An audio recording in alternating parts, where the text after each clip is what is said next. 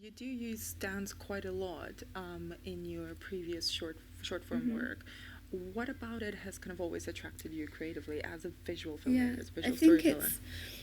it's for me when I've gone to see dance, contemporary dance specifically, it's something that's always affected me on a very kind of instinctive level, and I don't know what's going on. I'm not trying to intellectualize it. It just affects me, and it's very powerful in that way. And it just feels, and because it's so connected to the body, it just sort of makes sense that we see it more for telling stories and narrative, and especially when you're dealing with themes that are so like internal, or if you're dealing with grief or loss or identity, these are quite difficult things to physicalize and bring to, and also they also get explored so much in cinema, that trying to find an interesting way to look at those themes of death and things that get explored a lot. Dance feels like a way into me that feels different, but also so connected to the mind and the body. So it's just something I've always been drawn to, and it was quite, I mean, it was a huge challenge to bring them together, but it was something I've always wanted to do, and will always, I think, try and use movement in my work. And that's a very lovely segue to Maxine. Can you talk a little bit about how you got involved with Mari? Yeah, so I received a script, and I received one of the early drafts of Mari, and I was just really curious. I actually really, if I'm honest, at the beginning I didn't respond hugely to the dance in it, but I really responded, which was probably quite good, because I really responded to the story, and the potential of this relationship with the mother and all of these themes, and so I was just very curious to meet Emma and Georgia, and then what became really apparent in our first meeting was this openness, and then this willingness to collaborate, and then this real interest in understanding, and then trying to bring to screen a process, a choreographic process.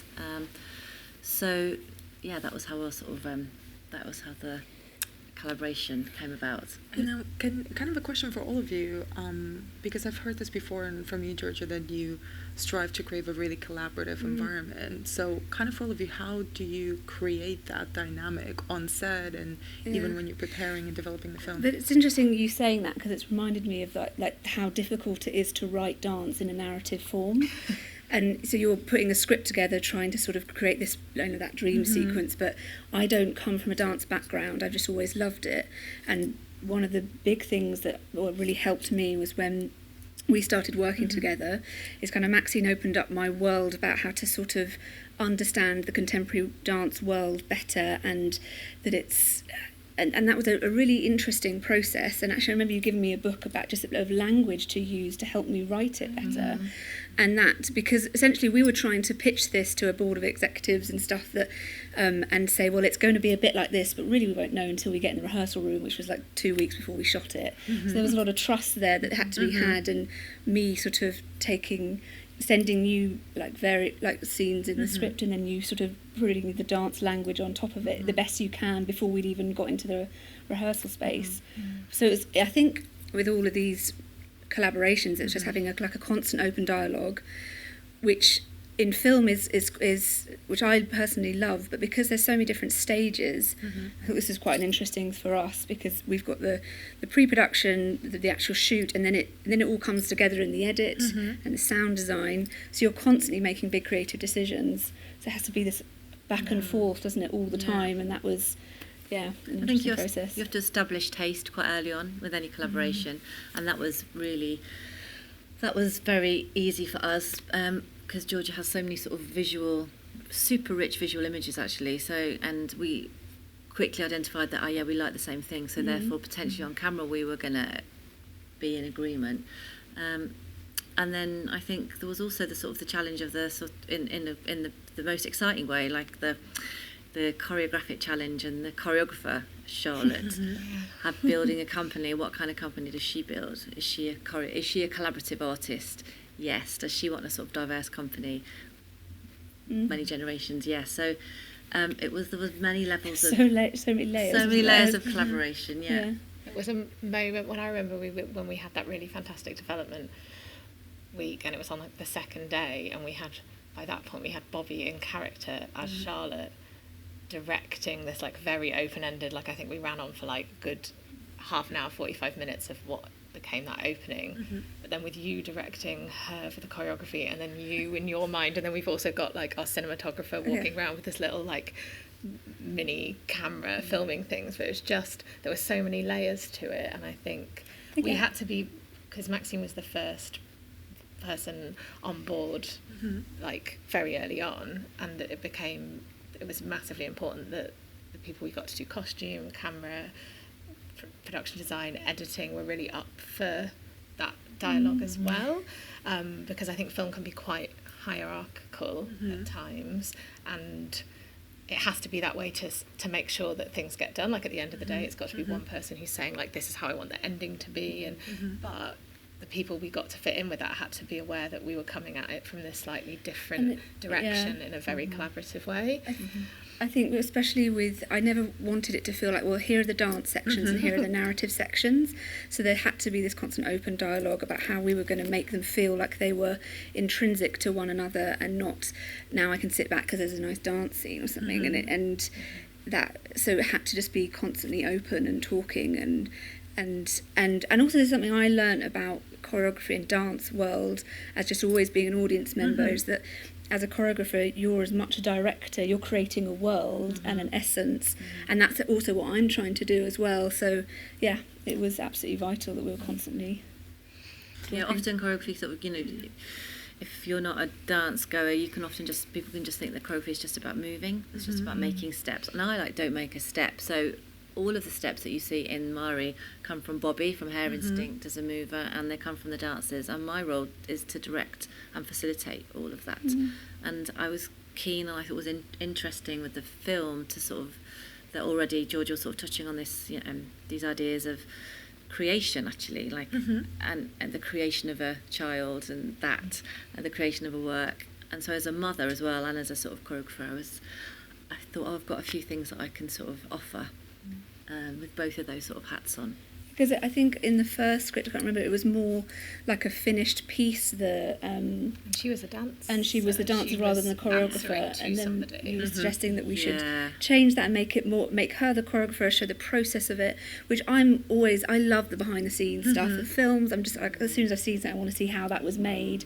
I find that more interesting, and it feels like it was more right for Charlotte's story, and rather than it being neat and finished. Where does the film? And for Mari as well, because that's their connection. Actually, is that we'd been working around that for a little while, and I think when she became a maker as well as like a performer, I think that really helped connect those two for us. And it's a film about process and processing, about the creative process, about processing big news and kind of life-changing events or shifts. I've read in a review a really beautiful way of describing the film of kind of Charlotte kind of realizing that she's pregnant, and the impending death of her grandmother being kind of an out of sync experience for her with her life and her body and her creative process as well. And I wanted to chat, it's a shame that Bobbie Jean is not here to talk to us, but could you talk about the process of working with her as herself an artist and a dancer and a choreographer and now an actress as well? Yeah, well, it's just worth perhaps saying, in case Bobbi has acted before in like things that you and I've worked on before, so in more of a theatre sense, but not on screen in this way before. So it was a first for all of us, including Bobbi. Yeah, just for context. So Maxine had told us about Bobbie Jean from working with her, and then there was also a documentary about her as an artist doing the rounds called Bobbie Jean, which was, and I saw the trailer for that, and then spoke to her on Skype. And that first conversation was just amazing, in that we just talked for about 2 hours, and she was able to sort of articulate what I'd been trying to write for about 2 years. She just understood the conflicts of this film as an artist, as a woman in her early 30s, wanting to be a maker and a creator as well. And she just felt so right. And I think also when it comes to the acting side, it's all about connecting with your body, and she's so connected to her body. That's half the battle. So I had this sort of gut feeling. I mean, and also you just backed it up that she was going to be great. But it did take a bit of persuading for people to trust that she would be able to carry a whole, an hour and a half film that's predominantly narrative and a drama. But we got there. At the same time, I felt like casting her answered one of the biggest anxieties that we'd had about the film and that we'd had from our funders, which was these two things sound really great separately, and Georgia had obviously married them together with a couple of her short films as well, but having somebody who is the same, giving us the same thing, giving us the same relationship with the camera in every single scene, whether it's Dance with a capital D or not, just did so much of the heavy lifting because she's just believable as this one version of herself in all of those scenes, that we're not having to shift our relationship to her. Yeah, and I think, we're sort of all familiar with films that have dance in them, with a lead character that, there's often really clever camera work involved where you just sort of shoot the actor from the upper body, and you just see these beautiful sort of Hollywood actors are doing very nice jobs, and then like suddenly they've got like amazing dancing bodies they're substituted in, and it felt actually Bobbi's very rare in that she can act. Actually, she can hold a story. She's a great storyteller. She can deliver text and words very well. But actually, she's the movement has integrity, and it comes from her. So we fought for that, didn't we? Certainly did. Yeah, it felt more of a risk to me because there was a lot of talk about we should get an actress and teach them to dance, and I was like, well, that just literally will not work for this film. It would be awful if we did that, and so we did get there in the end, and there was, from a working with her point of view, because she's so used to using her body as her form of expression, I did have to work a bit with her voice and sort of expressing herself through that, but it did fit quite well for the character as well, so we were lucky in all those different things. And she stands out compared to her family. I mean, not just because of, she's meant to have had this different childhood from her sister, but just physically on screen in the frame, she looks different because she is special. She's done very different things with her body as like in terms of where she's trained and things than an actor has, and I just think 100%. You can't fake that. So that was really important to get that. I wanted to ask you, actually, it's like we rehearsed this. I wanted to ask you about your visual approach to filming the body and filming Charlotte and filming kind of these dance sequences, because I remember the short film you did kind of before you shot Mary Abandon was a one-shot film. And I wanted to talk about how you film dance and how you film the body, especially to kind of express all of the anxiety and emotions that she's going through. I think it's again what serves the story the best is the way I kind of have to go about it, because part of me always wants to sort of stay wide so you can see the whole body, because what the foot is doing is telling you the body, when they're done. But then at the same time, you want that intimacy at times. And Adam Scarth, who shot the film, he'd done some previous work with contemporary dance and sort of had I really wanted to work with him because he understood the sensitivity of it, and he actually spent the week with us when we were doing the rehearsal process, just observing, just being in the room, watching how the dancers were moving, and sort of that building up that trust. Because he had to have all cinematographers have to have a relationship with the actors, but that one felt even more important, especially because we were shooting on such a small period of time, and we only had Bobbi over for a few days before we started shooting, so that week was really vital, I think. I think he really likes dance as well. I think he really was kind of excited to capture movement in a particular way, and he was observing in that week, but he was also in there with the camera, doing photography, and he had great physical sort of instincts. We should get him dancing. We should. I remember having a conversation with you about whether you needed the score composed before we started, and you didn't. You wanted to just have different types of music and not. Yeah, I don't make to music, but I've always got loads of different music in the room, and that can be anything from Kylie Minogue to Bach to whatever. So it's super important, but actually it's equally as important not for every project, but for this project, that the movement language had its own identity, so that then actually you could put many things with it and it would still have a sort of essence that was quite particular. And for example, the music over the phone call was like that's from the Traviata, which was a very important, the most important reference point in terms of conceiving of what this show was that Charlotte as a real character was putting on in Violetta, so being based on that. But we wanted to have a grain of that in the film somewhere, but as we initially talked about it, that was going to be to the piece that she does in the chair in the house, and it wasn't until we got to the edit and our editor Napo,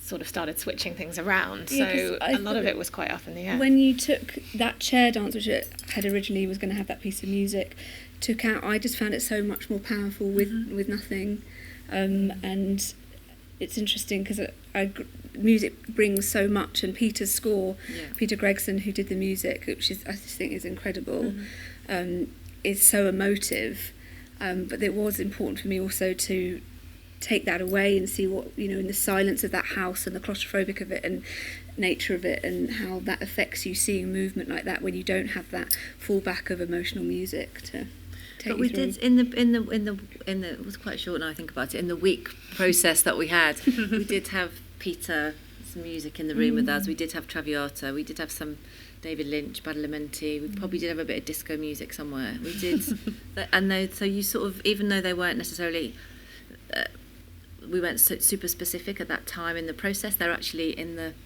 they were in Bobby's memory and sort of in everyone's physicalities somehow. I think from when I was sort of starting out doing this, because of my love for contemporary dance and making an effort to go and see it a lot, but I wanted to bring it into a narrative, into a film, and make it quite accessible.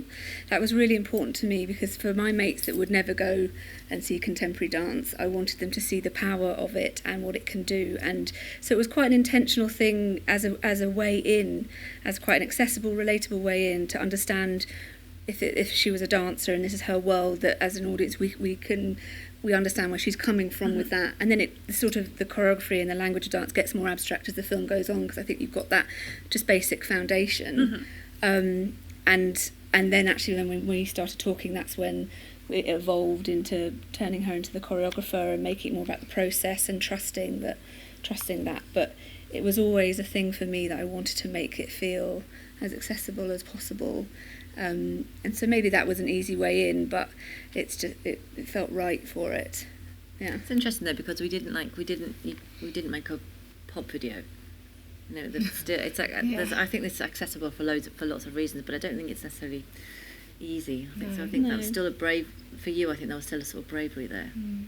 It's incredibly emotionally profound when you watch it, so you can always see that layers. Yeah, I think we put we're always talking about that risk of it alienating an audience, but I think there's something inherent in dance and in the way that Maxine and Bobby and Georgia all work together that just means that I think it's very hard not to feel it and care about it, and because it builds alongside the emotional relationship. But I think you're right, it could have been played safer, but I think actually you feel it more because it is allowed to be its best, boldest self. Yeah, I think it was some of the dance that I've watched, like on nowness.com, all those kind of things, those short, they look really beautiful, but after a while I tend to switch off a bit if I don't have some kind of connection in there or some pull. And it was always, for me, I felt like if I was invested in the character from a story point of view, with the family relationships and stuff, and then I saw her move in that way that was so expressive, it would make for a really quite unusual cinematic sort of experience. And actually we observed Maxine in Berlin for a week, then you were doing a workshop there.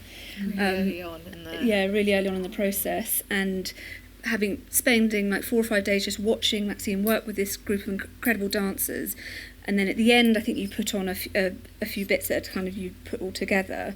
But I had the story of Charlotte in my head because I was thinking about the script. And I was sort of putting my own story on the dance that I was seeing, and had an emotional reaction. And I think that was always a good sign to me, that I think once you believe in a character and a story, then that dance just elevates it. It was ridiculous how little time we had. So the scheme that this is made on is micro, so the premise of it is that it is made for a very small amount of money, and you make it relatively quickly, and it allows them to take bigger risks than they would on other films. So we shot over 3 weeks, with 16 shooting days, and we just had to be very economical about the way we developed it and prepped it, and Maxine was very generous with her time, but also with your knowledge of like which bits were going to take the work. Yeah, we were completely ignorant to the way that contemporary dance was developed. Well, good dance takes ages. So we took like the dancing bit. We had a rehearsal of 5 days, and Bobbie and we'd worked together for a couple of weeks. We'd made a solo. So we took material from that, not loads actually, but just we didn't need masses.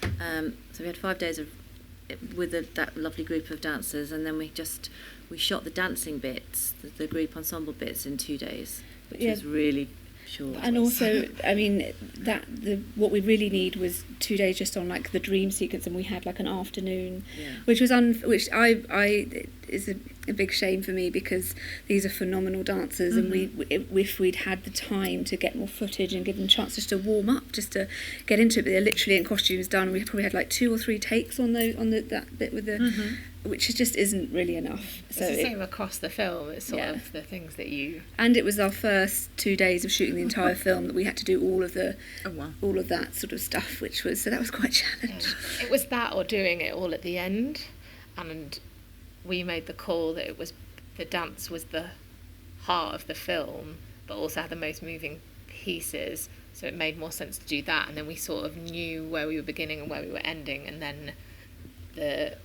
and also the rest of the cast were there on those days as well, so they got to absorb it. And I think it just helped when we went away and did the more traditional stuff. It was already under everybody's skin, and they could really feel where we were building to. So I think that was massively helpful, even though it was slightly daunting on day one.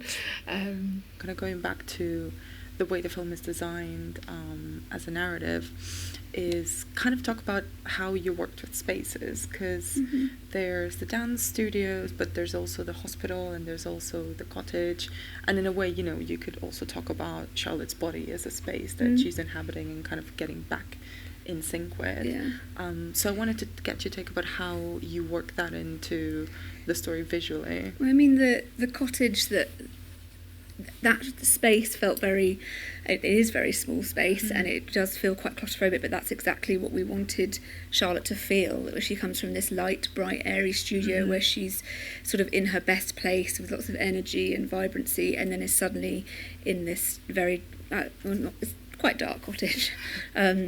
And that was sort of really important to have those two, so that then when you got to the dream sequence and it opened up, and visually, like with light as well, you really felt this sense of release, which is what she needs to feel.